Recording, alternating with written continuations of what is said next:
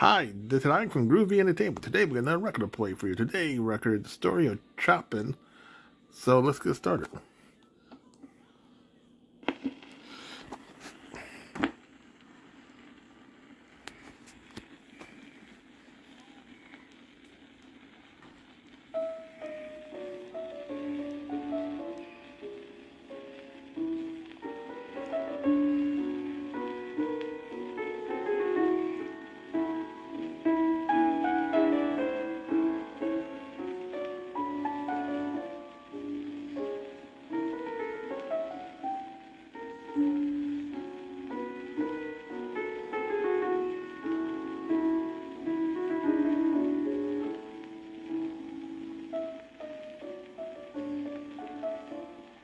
Goodbye, Frederick. You know that you will always be in our thoughts. It's a great adventure that you're setting out on. These goodbyes are the saddest part of it all, Father. The future doesn't frighten me. I understand. But some of your school friends have come. They brought a little present for you. Frederick, we will miss you very much. It's as though one of the brightest parts of our lives is leaving us. In this box, we have put a little of the soil of your native Poland, so that wherever you are, and whatever may happen, you may have some slight memory of us all with you. Goodbye, dear friend. Goodbye.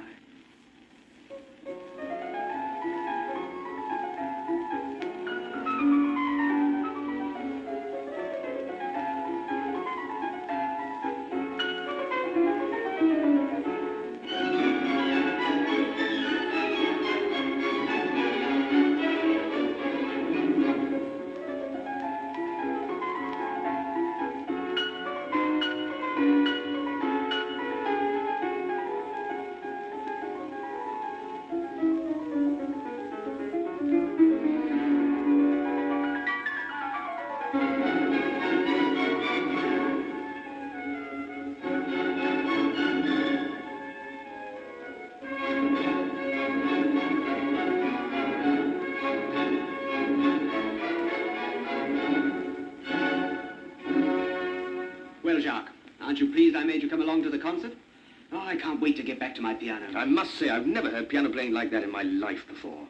But it has the opposite effect on me. Makes me wonder why I ever tried to play the piano myself. What's the fellow's name? Good heavens, that's typical of you. You spend a whole evening at a concert and you can't remember the name of the pianist. Perhaps, but I'm more interested in sound than in names. However, I can see you're bursting with information and you're dying to put me in the picture. Go on, then. Tell me everything you know about him. Well, his name's Frederick Chopin. He's a Pole, 22 years old, born in Warsaw. He was an infant prodigy and composed a lot of pieces for the piano when he was still very young. He played before the Tsar when he was 15, and 3 years ago he made a tremendous success in Vienna. Then he decided to come to Paris. I see. Well, it'll be interesting to see what he does in the future. I suppose, like anybody else, he needs a lucky break. Even the most successful of concerts isn't much good if it isn't followed up by something.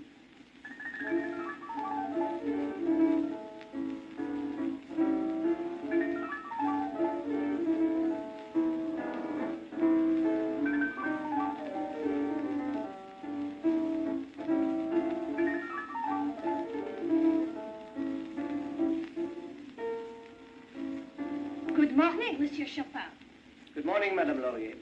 I hope you don't mind my saying so, Monsieur Chopin, but you've been looking very ill lately. Doesn't Paris suit you? Oh, Paris suits me all right. It's the most wonderful place in the world. It's a dream, and I never want to live anywhere else. But I've got to make a living, and that's not easy. Ah, yes. Tinkling away on a piano all day doesn't bring you a square meal very often, does it? It's all a question of tinkling away, as you call it, in the right place at the right time. I think I'd have a better chance in America. If nothing turns up for me soon in Paris, I think I'll go there.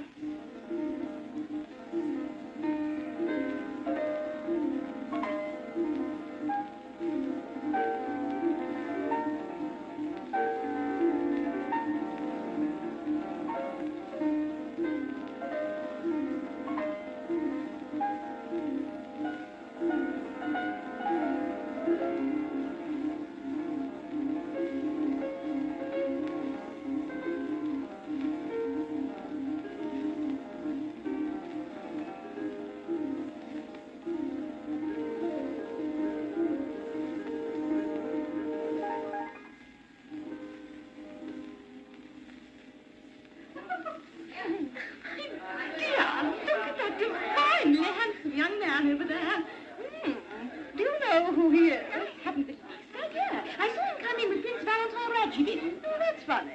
When you pointed him out to me, I'd have said he was a musician. Oh, look, the prince is taking him over to the piano. If he's playing up to his looks, it'll be worth listening to. Yes. You know, my dear, we've been having such trouble with the servants, you can't imagine. First of all, there was the trouble with the first footman. I'm so sorry.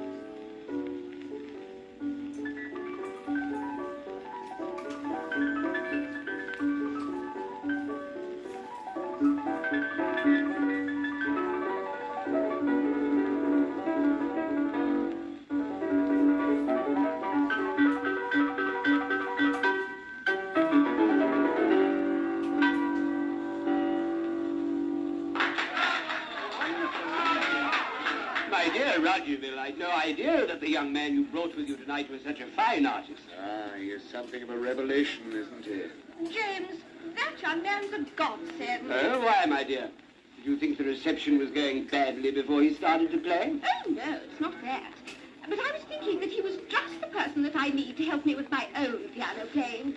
The teachers I've had before have all been fine musicians, but not one of them has combined such a mastery of the instrument with such fire and poetry.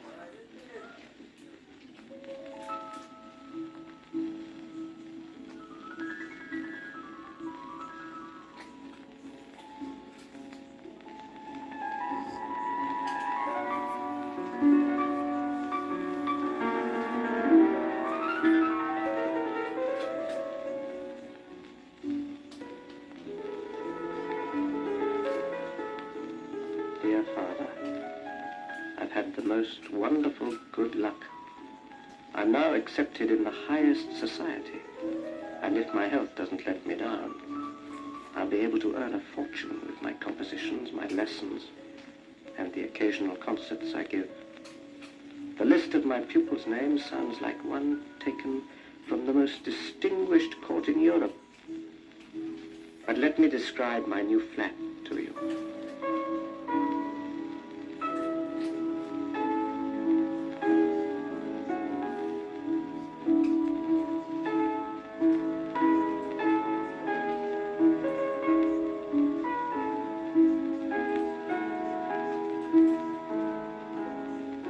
My dear son, you can imagine with what pleasure I learnt of your success.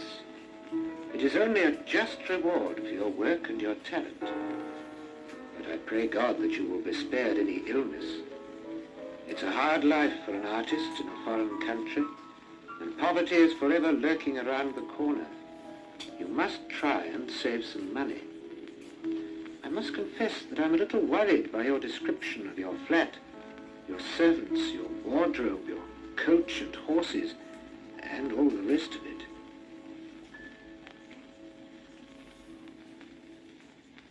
Pupils, pupils, pupils!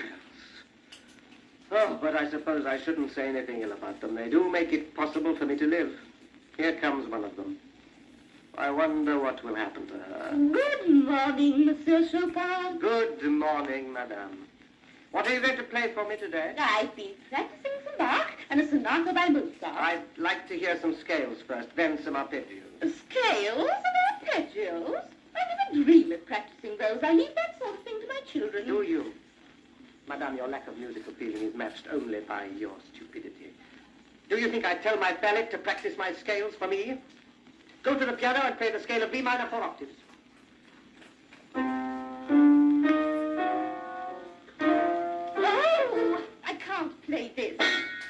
I came to play you Bach or Mozart. So you came to play me Bach or Mozart. Good. Where's the music? Here it is.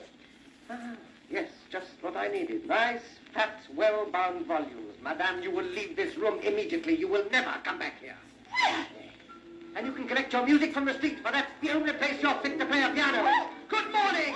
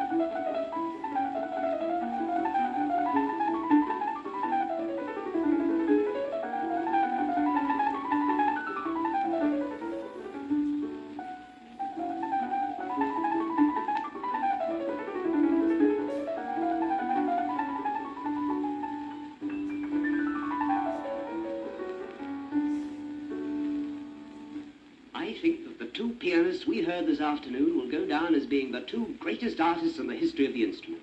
In 100 years' time, their names and music will be familiar when almost everything else from our time will be forgotten. What do you think, Jacques? Perhaps you're right. They're both extraordinary performers, and they both write magnificent pieces for the piano. You're a pupil of Liszt, Jacques. Tell me, what does he think of Chopin? Well, there's no jealousy, if that's what you're thinking of. Liszt is full of praise for Chopin's playing. Why is it that Chopin plays so little in public? More than anything else, it's a question of nerves. Any public appearance takes it out of him, and more than you would imagine. He has said himself that the public frightens him. The sight of all those people waiting open-mouthed to hear him perform deprives him of his powers. In spite of his nerves, his playing is magic. I wish I could hear him more often. Anyway, since he came to Paris, he's certainly established himself as one of the leading personalities in the artistic world. Yes, he's even attracted the attention of Georges Sand. She's a wonderful writer, but... Yes, I know. Woe betide poor Chopin if she falls in love with him. She's bound to. He's handsome, talented, sensitive, and charming. About the most romantic man one could imagine. He's got the pale charm of a man who looks as though he's dying.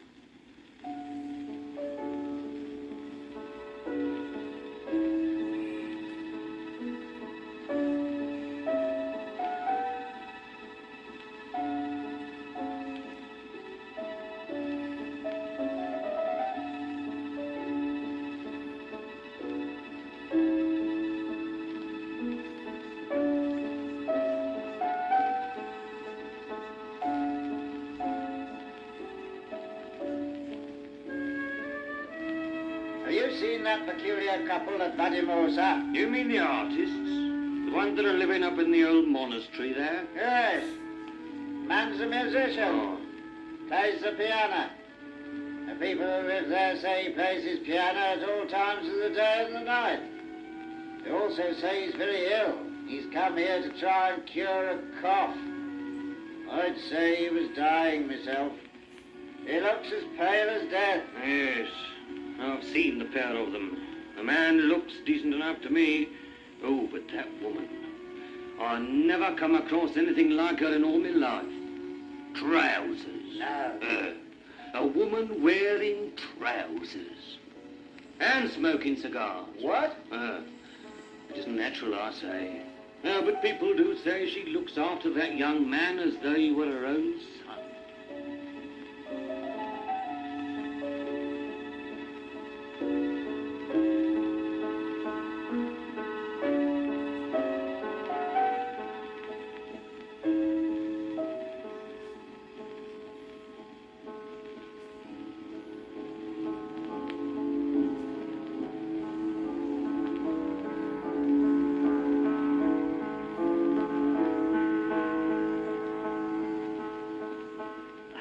Stand this place any longer. I came here to try and improve my health. All I meet is rain and loneliness. And my health gets worse every day. I've done all I can for you, Frederick. But it's no use our staying here any longer, if that's how you feel. I don't know how I feel. I know you've looked after me. But why do you have to leave me alone so often? What happiness is there for me when I'm left alone like that? This place is good for neither of us. I don't think we were meant to live alone together. You need people around you. People to shout at. People to show off to. I need my friends to shout at and my friends to show off to. It's as though we both condemned ourselves to prison by coming here. Prison. Life's a prison. We all have to find our own escape. You find it in your writing, in the people you love. I find it in my music. I'm sure of one thing. There's no point in our staying here any longer. We'll go to my home at Nohant. We can go back to Paris later in the year and take up our old life again. I'll make arrangements to go back to France straight away.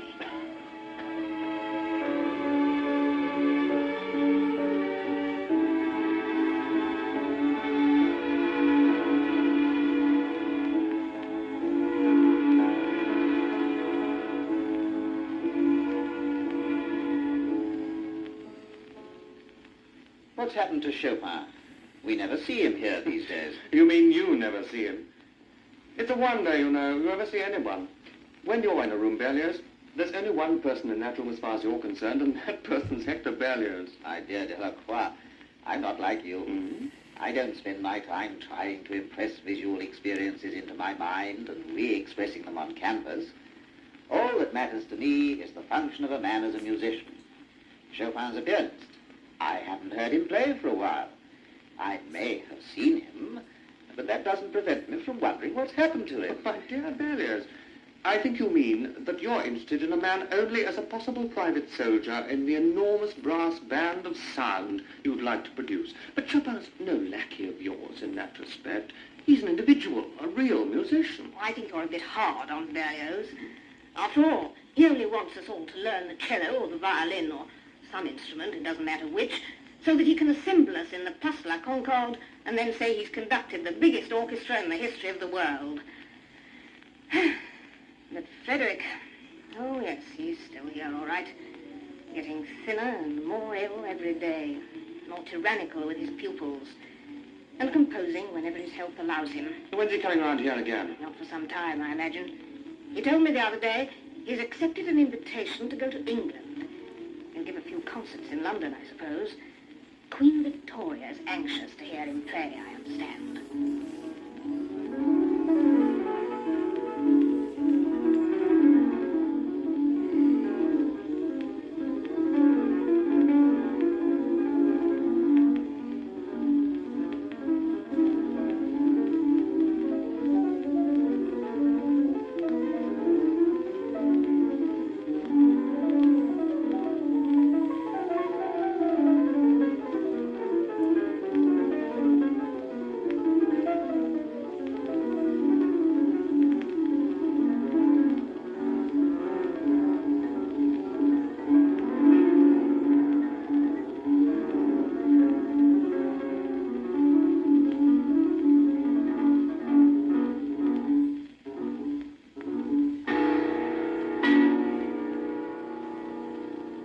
Frederick.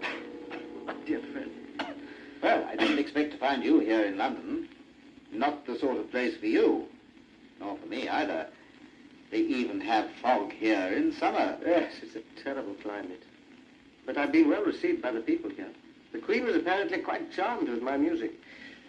Though I'm not so sure that it was to the consort's taste. I wish I could get used to the air here. You never will. You sound very sure about what you say. I'm off to Scotland next week. Concerts? No, pupils. Lady Stirling's grandfather is anxious to hear me play, it seems. And there's a host of Scottish ladies simply dying to have some lessons from a pianist from Paris. I wonder what they expect me to look like. As you are, I should imagine. I hope they don't expect me to compose for them. I feel constantly ill and tired. I can't see myself composing much more, even if I go back to Paris.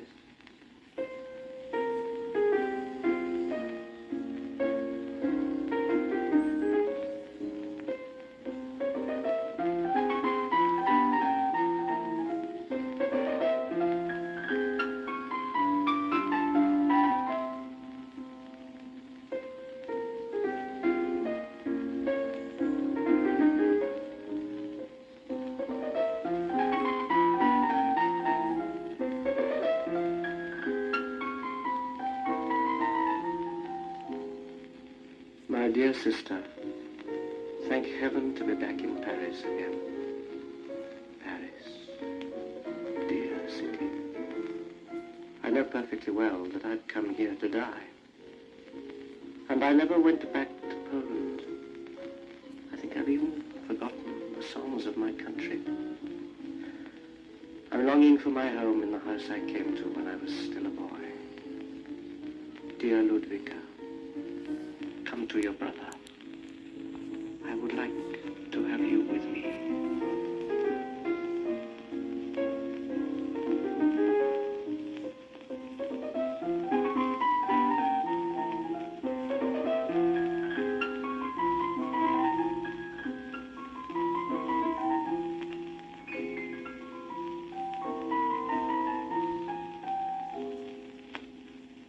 Chopin's dead.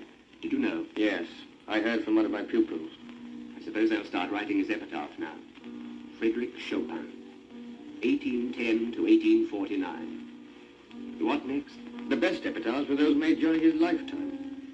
Remember what Mendelssohn said about him? Yes, the prince of pianists. And Schumann. The sadness of his music reaches the very depths of one's heart. Only we who saw him during his life will know of his charm, the majesty of his playing, and the tenderness of his soul. I don't think you're right. Those who listen to his music can probably know as much about him as we do. Perhaps even more.